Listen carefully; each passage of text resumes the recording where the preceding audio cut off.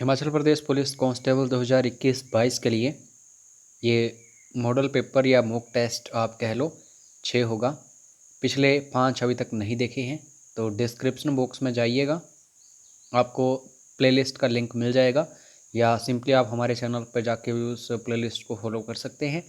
बाकी कोई भी डाउट होगा, कोई क्वेरी होगी, कोई क्वेश्चन होगा, टेस्ट सीरीज परचेज़ करनी है, कोर्स वगैरह आपको परचेज़ करना हो किसी भी एग्ज़ाम के लिए तो आप मैसेज कर सकते हैं 9816401767। तो हिंदी जो है उसे हम यहाँ पे डिस्कस करने वाले हैं। 16 क्वेश्चंस आएंगे एग्ज़ाम में और ये ऐसा सब्जेक्ट है जिसमें आप ज़्यादा अंक जो है प्राप्त कर सकते हैं। पहला क्वेश्चन है, वाक्यांश के लिए एक शब्द चुनना है। बेहंसी जिसमें अपमान का भाव हो।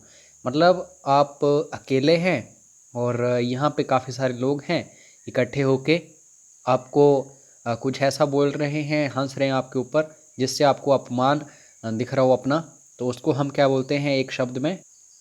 ये होता है उपहास। तो सी ऑप्शन सही है। स्थूल शब्द का विलोम शब्द क्या होगा? स्थूल मतलब छोटा सा, सूक्ष्म, तो कृश इसका विलोम शब्द है। डी ऑप्शन सही है। और ये जो बक्र है इसका रिजु जो है ये पूछा जाता है बार बार, तो आपको ये ध्यान में रखना है। बक्कर का विलोम है रिजु। पुलिस के आने से पहले ही चोर भाग चुके थे। अब थे यहाँ पे नज़र आ गया, इसका मतलब कि भूतकाल है। लेकिन जब ऑप्शंस देखोगे आप तो आपको पता चलेगा सारे के सारे भूतकाल से ही संबंधित ऑप्शंस हैं। तो भूतकाल के भी आगे और प्रकार होते हैं। तो है कौन सा प्रकार? सामान्य भूतकाल नहीं है क्योंकि ये काम बिल्कुल हो चुका है काफ़ी टाइम पहले।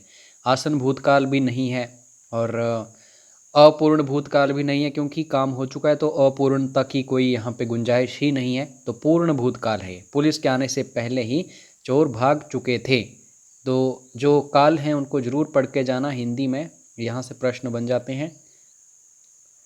वह पैर से लंगड़ा है, इस वाक्य में रेखांकित शब्द में कौन सा कारक है? तो ये जो से है ये है रेखांकित। तो कर्ता ने कर्म को करण से, तो करण कारक है यहाँ पे। इनको पढ़ के जाना जो कारक हैं। एक क्वेश्चन यहाँ से आ रहा है, आजकल देखा जा रहा है। विभक्तियाँ ये महत्वपूर्ण हैं सारी। चंद्रशेखर का पर्यायवाची शब्द है। टॉपिक्स जरूर देखो दोस्तों, मैं बार बार आपको नहीं बताऊंगा कि ये टॉपिक इम्पोर्टेंट है वो टॉपिक इम्पोर्टेंट है। आपको सिंपली क्या करना है, हर एक क्वेश्चन का टॉपिक निकालना है कि कहाँ से क्वेश्चंस आते हैं। हमने लगभग 10 सालों के पुलिस कांस्टेबल के क्वेश्चन पेपर्स को एनालाइज किया है, फिर इस टेस्ट सीरीज़ को बनाया है कि कौन कौन से टॉपिक से क्वेश्चंस आते हैं। तो पर्यायवाची महत्वपूर्ण एक विषय है। चंद्रशेखर का पर्यायवाची शब्द बताइए। चंद्रशेखर, कभी भी भगवान शिव को देखिएगा, उनके सर पर जो बाल हैं वहाँ पे चंद्रमा हमें देखने को मिलता है। तो महेश, ठीक है। अब क्वेश्चन ये है, महेश जो है इसका संधि विच्छेद भी पूछा जाता है। तो ये एक गुण संधि है। महेश जो है महा धन ईश, तो इस तरीके से महेश बनता है। तो एक ही क्वेश्चन के साथ, एक ही टॉपिक के साथ बाकी भी टॉपिक्स आपको कवर करने हैं। Next question. अब यहाँ पे मुहावरा जो है उसका अर्थ चुनना है। गिरगिट की तरह रंग बदलना। तो गिरगिट की तरह अगर कोई रंग बदलता है व्यक्ति, बेसिकली हम ये व्यक्तियों के लिए ही इस्तेमाल करते हैं, ठीक है। तो इसका मतलब क्या होता है? किसी बात पर स्थिर ना रहना। अगर कोई व्यक्ति एक टाइम में एक बात कर रहा है तो दूसरे टाइम में दूसरी बात कर देगा। अगर स्थिर नहीं रह रहा है कोई व्यक्ति एक बात पर तो उसको बोलेंगे गिरगिट की तरह वो रंग बदल रहा है। क्वेश्चन है, जिसकी लाठी उसकी भैंस। अब इसको कई बार उल्टा सीधा भी बोल देते हैं लोग। कई वो लोग बोलते हैं जिसकी भैंस उसकी लाठी, ये वो। इसका मतलब ये है, अगर कोई शक्तिशाली व्यक्ति है जिसके पास लाठी है, भैंस उसी की हो जाएगी, ठीक है। वो भैंस को भी लाठी से कंट्रोल कर पाएगा और अगर कोई व्यक्ति आएगा भैंस छीनने तो उसके पास लाठी है तो उसको भी पीट देगा वो। यानी कि बलशाली है कोई व्यक्ति, शक्तिशाली है, तो उसकी जीत निश्चित है। जिसकी लाठी उसकी भैंस। अब मैं आशा करता हूँ आप इसको उल्टा नहीं बोलोगे। लोग बोलते हैं जिसकी भैंस उसकी लाठी, जिसकी लाठी उसकी भैंस होता है। इनमें से कौन सा शब्द स्त्रीलिंग नहीं है? नम्रता ये एक स्त्रीलिंग शब्द है, अभिव्यक्ति ये भी, और कृति भी, लेकिन बचपन वाला प्यार, ठीक है। तो बेसिकली बचपन जो है एक पुल्लिंग है, जब भी हम इसको इस्तेमाल करते हैं इसके साथ विभक्तियाँ वगैरह जो होती हैं वो पुल्लिंग ही आती हैं, जैसे बचपन का या फिर बचपन भरा। तो ये चीज़ें आपको ध्यान में रखनी है। जब तक आप साथ में कुछ ऐड नहीं करेंगे इन शब्दों के, तब तक आपको पता नहीं चलेगा कि ये पुल्लिंग है या स्त्रीलिंग है। डी ऑप्शन सही है। शुद्ध बर्तनी हमें देखनी है व्यवस्था की। कृषि हमारी व्यवस्था का आधार है। तो व्यवस्था किस तरीके से लिखा जाता है? इस तरीके से लिखा जाता है, व्यो बी धन आस्था। तो जब हम ई को और अ को जोड़ते हैं तो यण संधि जो है बन जाती है, ब बन जाता है, और इसको यो से जोड़ दिया जाता है, व्यवस्था। तो आपको ये सारे के सारे रूल्स आने चाहिए, संधि भी पढ़ो और बाकी चीज़ें भी पढ़ो। यहाँ पे दोस्तों तद्भव शब्द आपको चुनना है।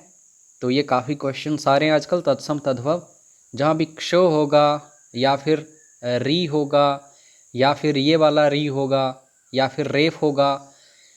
कुछ एक शब्द होते हैं जो हमें बताते हैं कि ये तत्सम है। नक्षत्र में भी और स्नायु में भी, नृत्य में भी हमें पता चल रहा है कि तत्सम है, लेकिन नैन नहीं है, ये एक तद्भव शब्द है। अच्छा, तत्सम शब्द मैं बताना भूल गया। तत्सम शब्द वो होते हैं जो संस्कृत से लिए जाते हैं, और तद्भव शब्द वो होते हैं जो हिंदी में इस्तेमाल होते हैं। तो यहाँ पे नैन जो है ये हिंदी का शब्द है। नैन जो है बेसिकली इसको हम चक्षु वगैरह बोल देते हैं संस्कृत में, तत्सम जब हम देखें। और नयन जो है, नै धन अन, यहाँ पे संधि होती है, अयादि संधि। तो ये भी आपको याद रखना है, ने धन अन, तब जाके नयन बनता है। यहाँ पे उच्चारण जो है इसका संधि विच्छेद करना है। मैं आपको बता चुका हूँ, जब तो जो है अगर किसी प्रथम वर्ण के साथ किसी वर्ग के आता है तो उसी की तरह बन जाता है, लेकिन आधा बनता है उसका। तो को चो में ही कन्वर्ट करेंगे लेकिन आधा बनेगा। तो जैसे आप यहाँ पे देख सकते हैं, आधा चो है और पूरा चो है। उत धन चारण, तो यहाँ पे देखो कहाँ पे है, बी ऑप्शन में है, यही सही आंसर होगा। नवयुवक, अब युवक क्या है? एक विशेष्य है, और नव क्या है? एक विशेषण है। मतलब विशेषता बताई जा रही है इस युवक की, ये कैसा है? नव है, मतलब नया है, जवान है। तो जब आपको विशेषण विशेष्य देखने को मिले तो वहाँ पे समास कौन सा होता है? कर्मधारय समास होता है। तो ए ऑप्शन सही है। समास जरूर पढ़ के जाओ, इंपॉर्टेंट टॉपिक है ये भी। उत्कर्ष शब्द में उपसर्ग है। अब एक होता है उपसर्ग और एक होता है प्रत्यय। जब प्रत्यय की बात करते हैं तो जो अंतिम शब्द होता है किसी भी मूल शब्द के साथ, उसको हम प्रत्यय बोलते हैं। लेकिन जब किसी शब्द के आगे एक शब्द जोड़ दिया जाए, मूल शब्द के आगे एक शब्द जोड़ दिया जाए, तो उसको हम उपसर्ग बोलते हैं।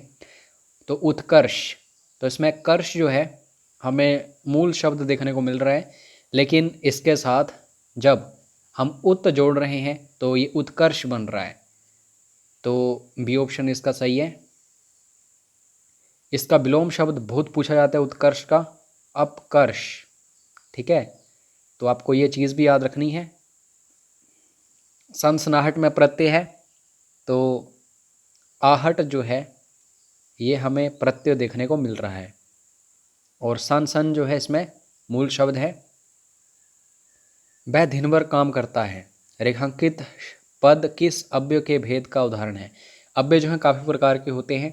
तो दिन भर जो है रेखांकित पद, इसका मतलब है कि पूरा उसकी बात हो रही है, समय की बात हो रही, काल की बात हो रही, कालवाचक। तो सी ऑप्शन सही है। बाकी को भी जरूर देखो, ये जो अव्यय होते हैं ये क्वेश्चन बन जाता है एग्ज़ाम में। ये क्वेश्चन लास्ट क्वेश्चन है इस वीडियो का, और इसका आंसर नहीं दूंगा, इसका आंसर आपको कमेंट बॉक्स में देना है। जिस स्टूडेंट का आंसर आएगा सबसे पहले, उसको ये पूरा मॉडल पेपर 80 क्वेश्चंस का full length model paper free of cost मिलेगा।